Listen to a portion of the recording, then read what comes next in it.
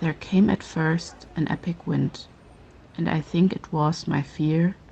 I had a ticket, I had a bet. When I entered into it, I became a god in a chariot. As I climbed and peaked, I felt the rattling bones of the carriage beast. I climbed upward on its spine, then inside its throat, its heart, surging toward a childhood dream. If I plunge into the pulse of wonder, let me do so reaching upward. Let me live touching air. When you stand in front of one of the Coney Island roller coasters and you look up the roller coaster and you hear the roller coaster, you can feel the roller coaster, the vibrations of the ride. And at the same time, in front of you, you have a poem about this very roller coaster, about the emotions that the roller coaster inspires in people. You sort of arrive at a feedback loop where the emotions created by Coney Island are poured into a literary text, and this literary text then pours these emotions back out to the reader, who can simultaneously experience all these emotions that have inspired the poem as well. So you have this feedback loop that the poetry map created by Amanda Deutch creates. As a child, I would wander the Coney Island boardwalk, off season, alone.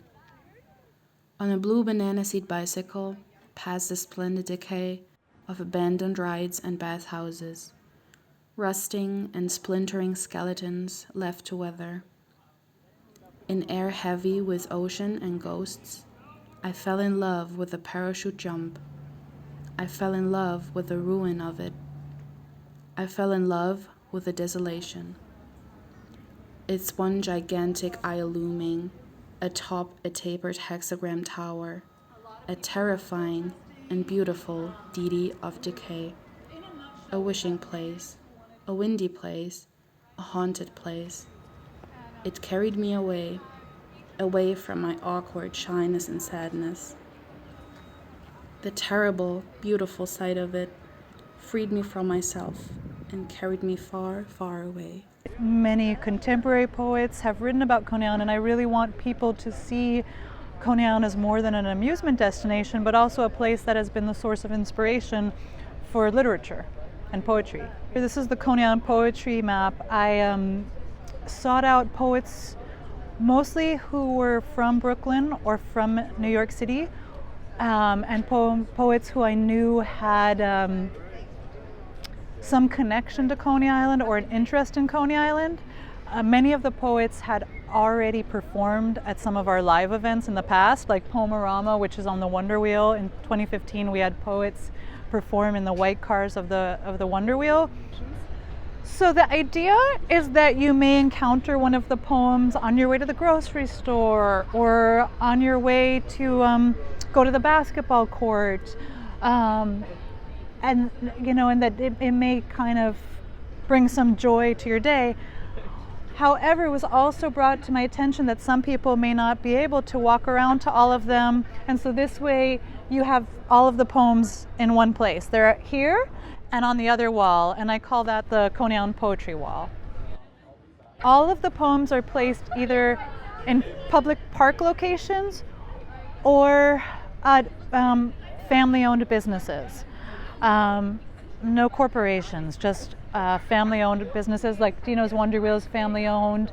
And I approached the businesses and just said, I have a poem we'd like to place here. And we did that in collaboration with them.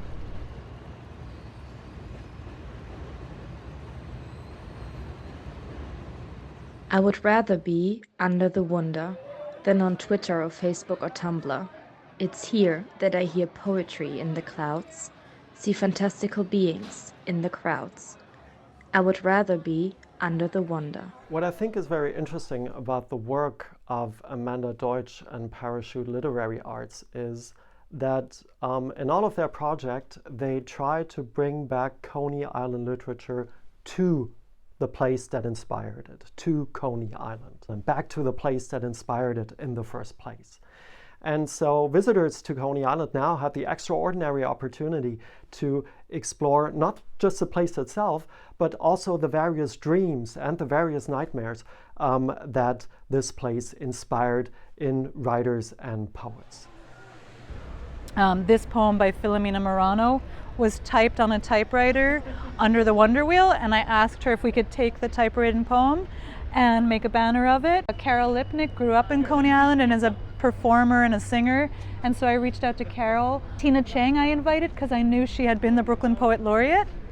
A father wrote me to say that his 11-year-old son had been inspired by the poems and wrote his own. Kurt Boone had read for us at Poemarama, and when I approached Kurt, this was a moment of synchronicity. Kurt said, "Oh, I'm also a photographer, and I've been doing a project on the handball courts, so I'd like to write a poem about the handball courts." And since the project is place-based and site-responsive, it was perfect. So we have this poem, New York City Handball, about the West 5th Street handball courts here, but also on the handball courts.